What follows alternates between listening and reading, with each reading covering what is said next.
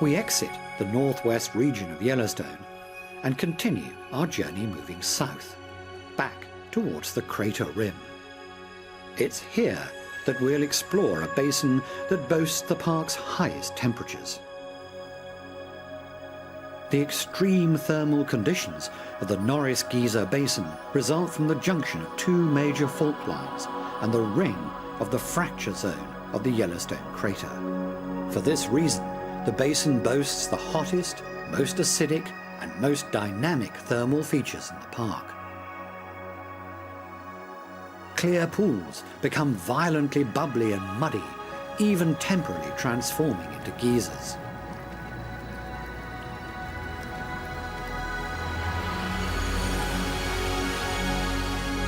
Within this basin, we see a hot spring with prismatic characteristics, developed from the pigmentation of the bacteria that grows in this mineral-rich water.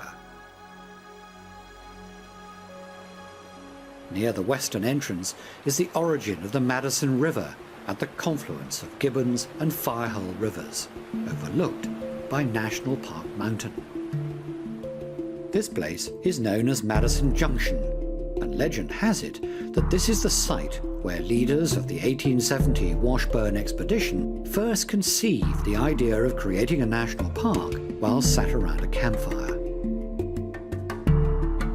Continuing south, we examine the lower Geyser Basin, with thermal features that are scattered in small clusters, spread out mostly on open meadows along the Firehole River. We concentrate on the Fire Lake and the fountain groups, known for its multicolored mud pots. The basin also delights spectators with its fumaroles and geysers, as well as bubbling pools and hot springs. The White Dome ejects water and steam through a 6-meter-high pinkish-white cone. The lower basin geyser has many areas of high activity, such as the Firehole and Hot Lakes, which drain from a tributary of the Firehole River. The aptly named Steady Geyser is the largest constantly erupting geyser in Yellowstone and the world. The Fountain Paint Pot group is the most diverse cluster of thermal features in the lower basin, with hot springs, mud pots, geysers and fumaroles. The Clepsydra Geyser, a name derived from the Greek word for water clock, has 4 vents, spewing water in 2 different phases. Clepsydra's wild phase can last 3 to 6 hours.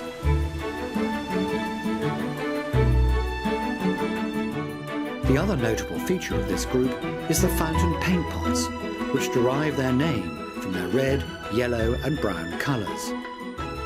In the spring, these mud pots are most active, when an abundant source of water from melted snow creates a dancing effect in the bubbles. During the warmer summer months, the mud gets drier and thicker. In between the upper and lower Geyser basins is the appropriately named Midway Geyser Basin, nicknamed Hell's Half Acre by the writer Rudyard Kipling. This is Excelsior Geyser, once the largest in the world, which releases 22 million litres of water per day into Firehole River.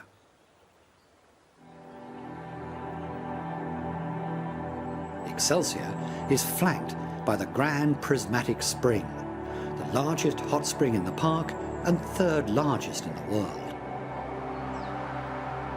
The spring discharges over 2,000 litres of water per minute.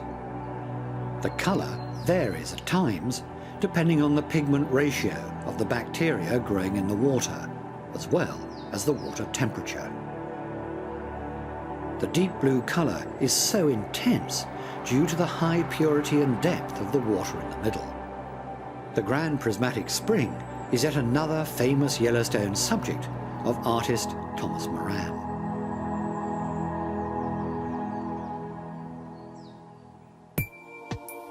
Moving along to the upper geysers, we focus on an isolated group called the Black Sand Basin, highlighted by its colourful hot springs, such as emerald and rainbow pools.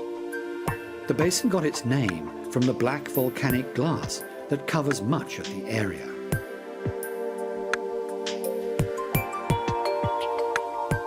Another famous feature of the upper geysers is the most unusually shaped grotto geyser. The gusher formed around stumps of dead pine trees, destroyed by an earthquake thousands of years ago.